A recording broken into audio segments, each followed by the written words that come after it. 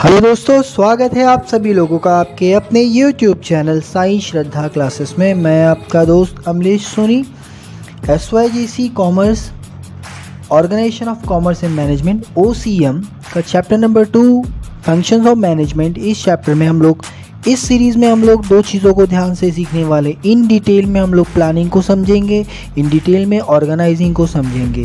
क्या होता है प्लानिंग एंड ऑर्गेनाइजिंग, आगे के 3 वीडियोस मैं इस पे बनाऊंगा, जिसमें आपको इंडिविजुअली डायरेक्टिंग एंड स्टाफिंग के बारे में भी इन ब्रीफ एक्सप्लेनेशन दे दूंगा और कोऑर्डिनेशन एंड कंट्रोलिंग भी 3rd वीडियो में कवर हो जाएगी।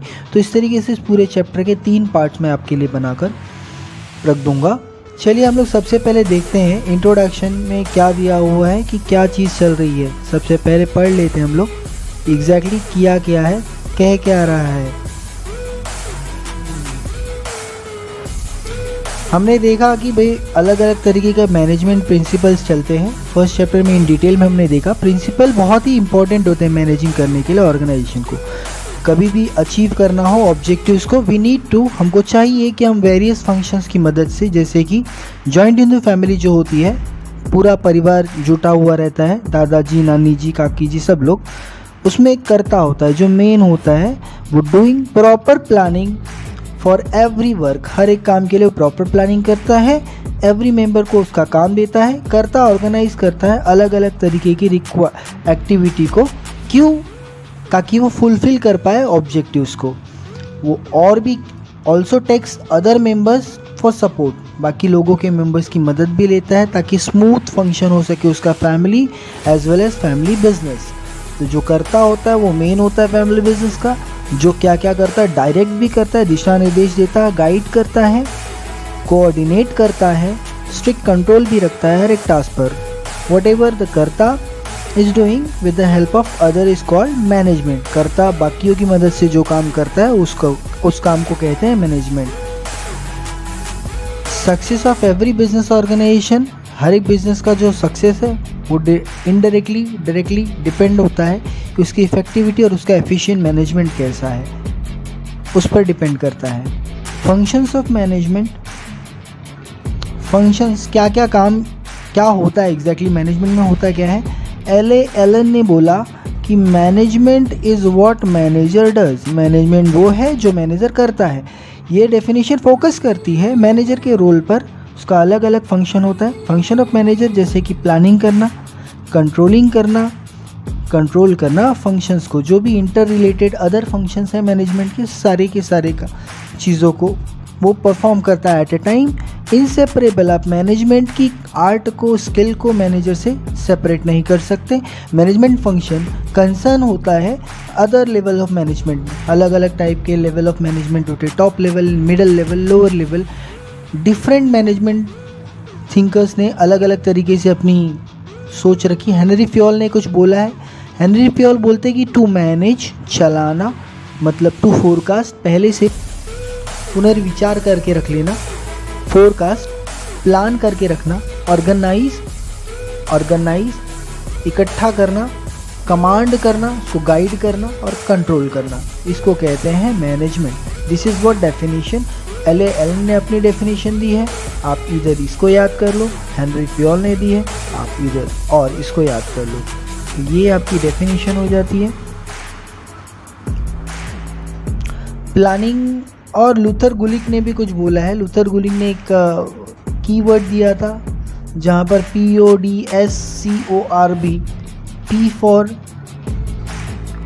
वहाँ पर P indicates for planning, O indicates for organising, S for staffing, D for directing, दिशा निर्देश देना, कोऑर्डिनेशन, आपसी सहयोग से चलाना, reporting, B for budgeting, reporting किसी चीज़ को रिपोर्ट करना, और बजटिंग करना, फंक्शंस आर समराइज, दोनों को समराइज कर दिया, उस फंक्शन को कहते हैं कंट्रोलिंग, और साथ साथ में कंट्रोलिंग भी करना, इसको कहते हैं मैनेजमेंट। लूथर गुलिक ने डेफिनेशन दी है। प्लानिंग के बारे में देखते हैं, प्लानिंग के बारे में मीनिंग बोला है, प्लानिंग होता क्या है इन डिटेल में। प्लानिंग एक बेसिक फंक्शन होता है मैनेजमेंट का, बहुत ही बेसिक सा, मतलब वो होना ही होना चाहिए कि मैनेजमेंट का जो भी फंक्शन है वो बेस्ड ऑन प्लानिंग। पहले प्लान करेंगे, डिसाइड करेंगे क्या करना है, प्लान करेंगे इंटेलेक्चुअल प्रोसेस होती है, लॉजिकल थिंकिंग लगती है कि और रैशनल डिसीजन लेना पड़ता है कि वो काम ही लेना है जो काम हम कर सके। इट फोकसेस ऑन ऑर्गेनाइजेशन को, ऑब्जेक्टिव्स को और डेवलप करती है various course of action. Objectives को ध्यान में रखते हुए कि ऑर्गेनाइजेशन को कहाँ पर ले जाना है और उसके अकॉर्डिंगली जो भी एक्शन ले सकते हैं। प्रॉपर प्लानिंग इम्प्लीमेंट करती है अचीव करने के लिए ऑब्जेक्टिव्स ऑफ एन ऑर्गेनाइजेशन। किसी भी ऑर्गेनाइजेशन को अपने उद्देश्य की पूर्ति करनी है तो उसको प्रॉपर प्लानिंग रखेगा तो जो भी चाहिए उसे वो हासिल हो जाएगा। डेफिनेशन, आप इधर कोई भी एक डेफिनेशन याद कर सकते हो, कुन्स ओडोनियल और जेम्स टोनर। कुन्स ओडोनियल बोलते हैं planning is deciding in advance, पहले से डिसाइड करना, व्हाट टू डू, क्या करना है, how to do, when to do, कब करना है, कितना करना है, and who is to do, कौन करने वाला है। प्लानिंग ब्रिज करता है गैप जहाँ पर where we want to go it possible thing to occur which would not otherwise occur. एक पॉसिबल थिंकिंग लेकर, एक पॉसिबल प्लानिंग लेकर हम जिस चीज़ को करते हैं that is called what planning. James toner which is the planning एक प्रोसेस है establishing goal and suitable course of action for achieving these goals. Goals को अचीव करने के लिए जो भी एक्शन लिया that is what planning. Planning का मतलब वो एडवांस में डिसाइड करता है अभी इम्पोर्टेंस क्या है, क्यों आखिर इतनी खास है, प्लानिंग आखिर क्यों इतनी खास है, प्लानिंग करना क्यों ज़्यादा ज़रूरी है। Importance of planning, fundamental functions which gives outline about where to go, कहाँ जाना है, कैसे जाना है, और जिससे रिस्क भी कम हो जाए और पहले से फोरकास्ट करके रखते हैं। प्लानिंग की मदद से we can set a help to set a clear objectives. Planning जिससे सेट कर सकते हैं ऑब्जेक्टिव्स, टारगेट भाई ये चीज़ पाती है हमको, फॉर्मुलेट कर सकते हैं प्लान कैसे पाएँ अचीव करने के लिए। इट हेल्प्स मैनेजर्स को भी मदद करती है एनालाइज करने में, फाइनल एक मुद्दे पर पहुंचने में, प्रेजेंट कंडीशन कैसी चल रही है और ऑर्गेनाइजेशन के गोल को ऑब्जेक्टिव्स को हासिल करने के लिए क्या क्या चीज़ें कम पड़ रही है। तो identify the way of attaining the desired position in future में जो डिज़ायर्ड पोजीशन चाहिए मार्केट में अपने को तो कैसे करें। इसी से प्लानिंग से ही पाथ ऑफ एक्शन भी निकलता है, एक दिशा निकल कर आती है भी क्या कर सकते हैं। फाइनली प्लानिंग इंश्योर करता है गोल्स और ऑब्जेक्टिव्स को ध्यान में रखते हुए they act guide, they provide direction for doing the right things right time right way. सही चीज़ को सही समय पर सही तरीके से करने को ही कहते हैं प्लानिंग। ये एम्प्लॉयज़ की मदद करता है what organization has to do, what they must do achieving the goals. अब ऑर्गेनाइजेशन के अपने गोल्स को अचीव करने के लिए एक एम्प्लॉय को क्या करना चाहिए और ऑर्गेनाइजेशन को क्या करना चाहिए ये भी इसमें बताता है। तीसरी बात आ जाती है कि प्लानिंग इम्प्रूव परफॉर्मेंस, इससे परफॉर्मेंस इम्प्रूव हो जाती है। मैनेजर अपने फ्यूचर के परफॉर्मेंस और एम्प्लॉय की परफॉर्मेंस को भी इस्टेब्लिश कर सकता है आगे के लिए। Selecting a course of action, it is beneficial, ये बहुत ही ज़्यादा फ़ायदेमंद होती है ऑर्गेनाइजेशन के लिए। Planning leads efficient work of employees, अब प्लान के हिसाब से काम करेंगे तो वो काम एक प्रोडक्टिव काम हो निकल के भाई इतना काम करके देना है, there are certain targets. Due to proper planning अगर होगी तो एम्प्लॉयज़ कैन वर्क अकॉर्डिंगली। अब एम्प्लॉय को भी पता रहेगा कि हमको टाइमली गाइडलाइंस फॉलो करना है, टाइम पास नहीं करना है, ज़्यादा ब्रेक नहीं लेना है। इससे क्या हो जाता है कि रिज़ल्ट एक अच्छा रिज़ल्ट निकल कर आता है और प्रॉफिटेबिलिटी ऑर्गेनाइजेशन को होती है। और बट ऑब्वियसली आप और हम अगर बिजनेस करेंगे तो हम प्रॉफिट के लिए ही काम करेंगे, तो वैसे ऑर्गेनाइजेशन भी सोचती है। प्लानिंग की मदद से रिस्क जो होता है, खतरा कम हो जाता है। बेस्ड ऑन फोरकास्टिंग टेक्निक, पहले से सोच ले कि भाई फ्यूचर में हमको क्या करना है, किस चीज़ को अचीव करना है। Looking into the future, anticipate करना फ्यूचर के चेंजेस, फ्यूचर में क्या बदलाव आ सकते हैं। अब पहले ही सोच लिया था एलन मस्क ने कि भैया हमको इलेक्ट्रिक व्हीकल में बहुत ज़्यादा स्कोप है, इलेक्ट्रिक व्हीकल ही कल मार्केट में चलेगा, तो उन्होंने इलेक्ट्रिक व्हीकल निकाल दी। अब आप सभी लोग जानते हो कि कितने कहाँ पर हैं। Advance task to be performed in planning, अब एक एडवांस टास्क भी कैसे परफॉर्म करना है, काम को कैसे लेना है, ये चीज़ उसमें डिसाइड हो जाती है। और अगर कोई अनसर्टेन चेंजेस आने वाले हैं अचानक भयानक में, कुछ उस चेंजेस को, रिस्क को भी एलिमिनेट कम कर दिया जाता है totally with the help of planning. It can be anticipated, can be tackled and preventive measures can be take. अभी इससे क्या हो जाता है, रिस्क अगर समझो कुछ होने वाला है, हमको पता चल गया कि हाँ ये चीज़ क्रिटिकलिटी आ सकती है, तो प्लान करके हम उससे बच सकते हैं, रिस्क कम कर सकते हैं, डैमेज कम कर सकते हैं, फ्यूचर अनसर्टेनिटीज़ को ध्यान में रखते हुए। प्लानिंग लीड करता है optimum utilization of resources, max to max. भाई प्लानिंग की मदद से आप क्या कर सकते हो कि ज़्यादा से ज़्यादा जो रिसोर्सेज है उनको प्रॉपरली एलोकेट कर सकते हो, उनका मैक्स टू मैक्स यूज़ कर सकते हो ज़्यादा से ज़्यादा।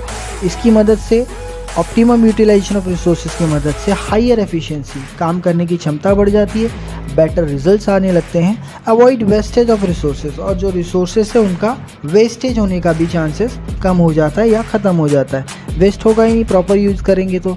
हेल्प्स इन डिसीजन मेकिंग, अब प्लानिंग की मदद से ही ऑल्टरनेटिव भी आते हैं हमारे सामने, मैनेजमेंट के सामने, कि उनको अपने गोल्स को कैसे अचीव करना है। मैनेजमेंट ये भी सेलेक्ट करता है कि बेस्ट ऑल्टरनेटिव, एक पर्याय भी रखता है कि प्लान ए नहीं सक्सेसफुल हुआ तो प्लान बी कैसे सक्सेसफुल करे, नेगेटिव आउटकम से कैसे बचना है, और नेगेटिव आउटकम्स आ जाए तो कैसे डिसीजन लेना है। सेलेक्टिंग ऑल्टरनेटिव्स, उसके हिसाब से वो ऑल्टरनेटिव देखता है कि जो मोस्ट प्रॉफिटेबल हो, और वो कोर्स ऑफ एक्शन को लाता है ताकि वो प्री डिटरमाइंड जो गोल है मैनेजर वो अचीव कर सकते पूरे ऑर्गेनाइजेशन के लिए।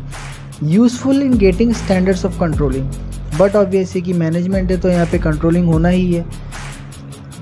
प्लानिंग एक स्टैंडर्ड देता है कंट्रोलिंग करने का। Actual performance can be compared with the standards, manager क्या करता है डेविएशन को देखता है कि क्या कमी आ रही, कहाँ पर बिटवीन द एक्चुअल प्रोडक्शन कितना होना चाहिए और स्टैंडर्ड परफॉर्मेंस क्या चल रही है, एम्प्लॉइज़ कैसे काम कर रहे हैं, तो वहाँ पर कहाँ पर कमी आ रही, डेविएशन कहाँ पर है, तो उसको कैसे पूरा करना, कंट्रोल करना। उस जगह पे भी एम्प्लॉइज़ ज़्यादा टाइम पास कर रहे हैं क्या, प्लानिंग प्रोवाइड करता है कि कंट्रोल कैसे करना चाहिए।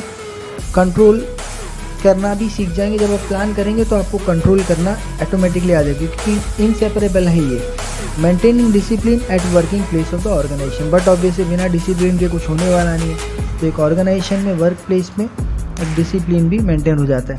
फैसिलिटेट कोऑर्डिनेशन, प्लानिंग की मदद से क्या होता है कि सारी की सारी जो एक्टिविटीज़ है वो ओवरलैपिंग अमंग द एम्प्लॉयज़ नहीं होती, एम्प्लॉयज़ के बीच में ओवरलैपिंग नहीं होता है। हर एक बिजनेस ऑर्गेनाइजेशन को क्लोजली पता होता है कि उसको क्या एक्टिविटीज़ परफॉर्म करनी है, और इस हिसाब से साउंड प्लानिंग, अगर अच्छी प्लानिंग होगी तो इंटर रिलेटेड जो एक्टिविटीज़ है वो भी अच्छे से होगी, और रिसोर्सेज ऑफ द ऑर्गेनाइजेशन भी अच्छा परफॉर्म करेंगे, और as per the overall plan coordination is achieve, और जिसके वजह से सब मिलकर एक तरीके से एक साथ में एक सुर मिलाकर काम करेंगे, बस हो गई बात। और क्या चाहिए, कंपनी को प्रॉफिट ही तो चाहिए, प्रॉफिटेबिलिटी के लिए ही तो काम कर रहे हैं, बिजनेस क्यों चला रहे हैं।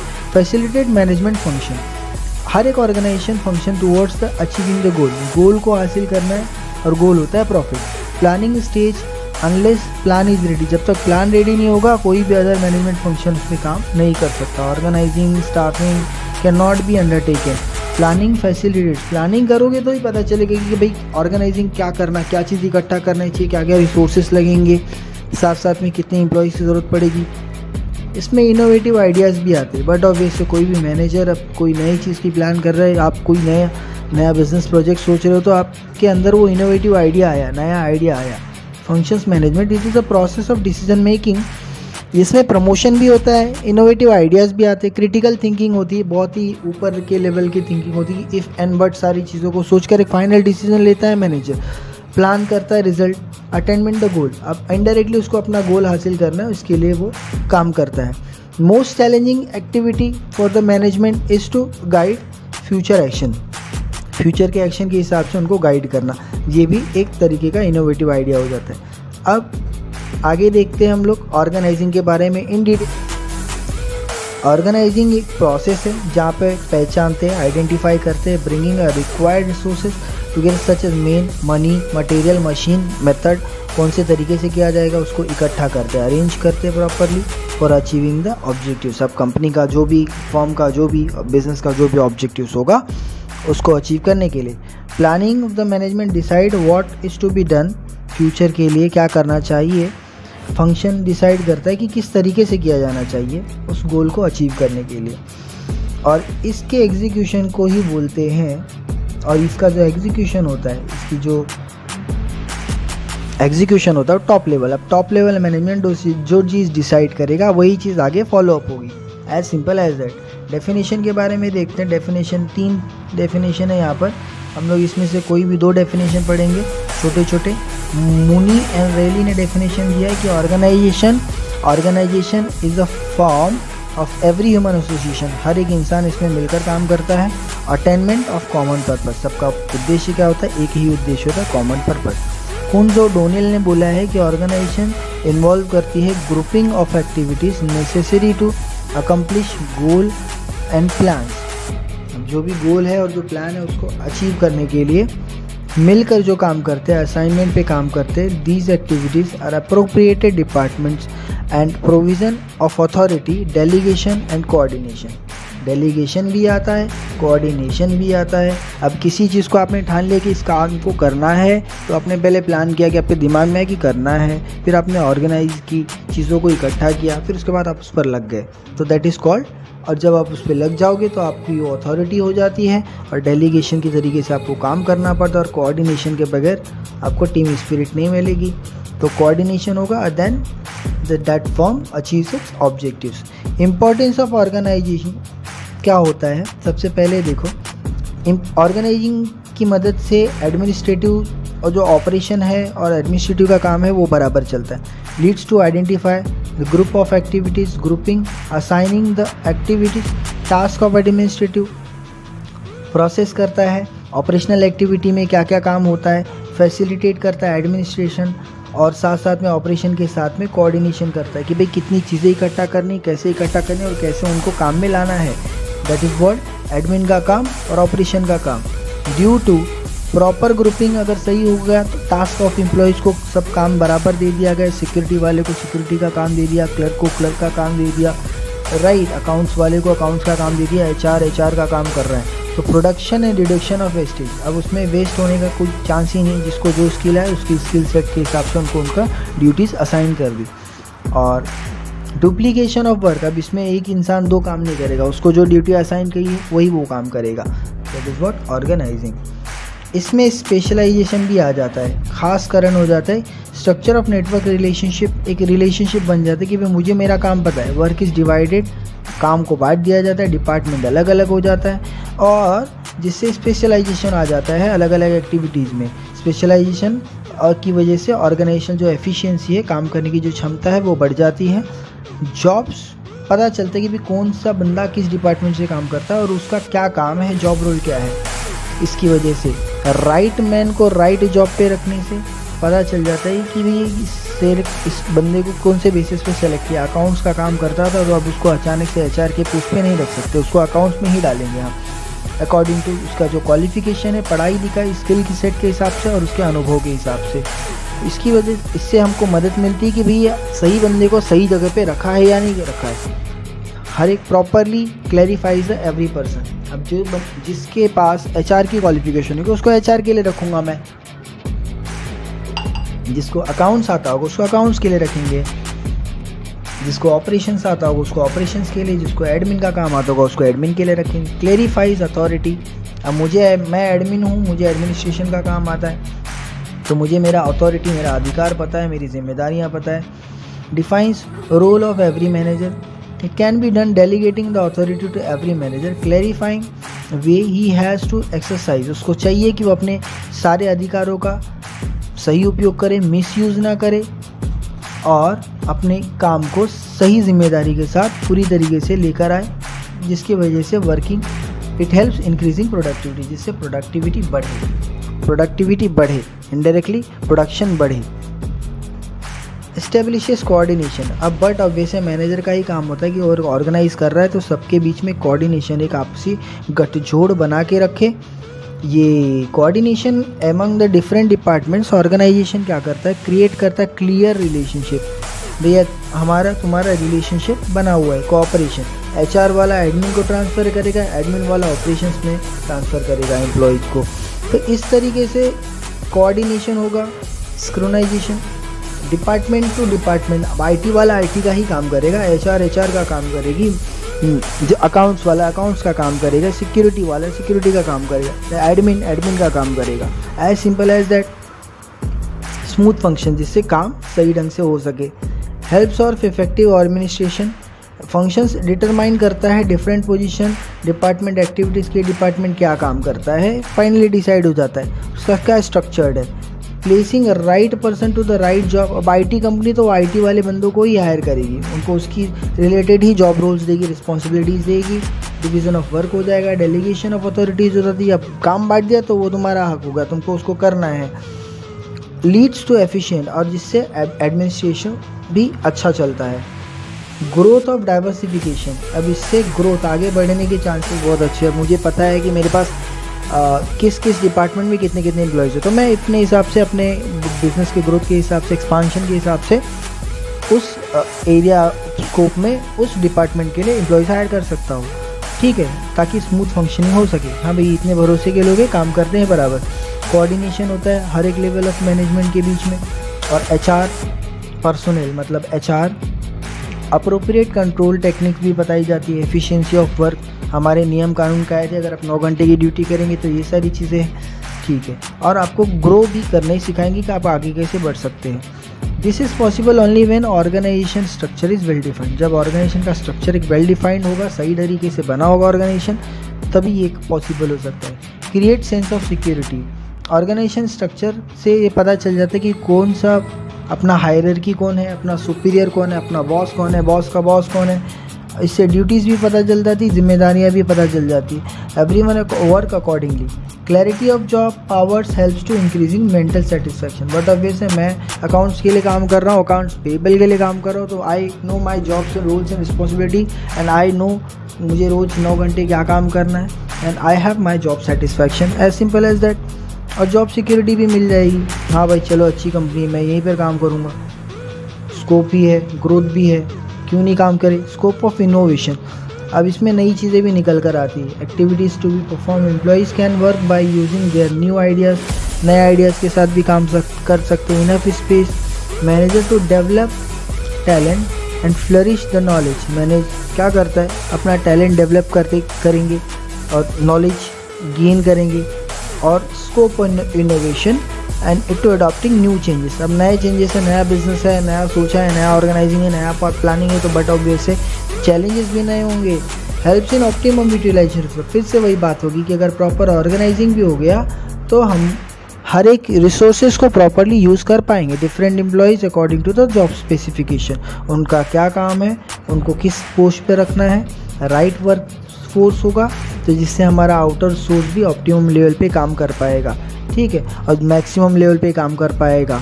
हाँ, इस तरीके से ये इस पार्ट में इतना ही। मिलते हैं नेक्स्ट लेक्चर में, नए वीडियो में। तब तक के लिए हमारे चैनल पे अगर आप पहली बार आए हो, वीडियो को पहली बार देख रहे हो, तो मेरे भाई मेरे दोस्त चैनल को सब्सक्राइब कर दो, और अगर पसंद आए वीडियो तो ही लाइक और शेयर करना। तब तक के लिए मिलते हैं नेक्स्ट वीडियो में, तब तक के लिए अपना ख्याल रखिए। Thank you so much.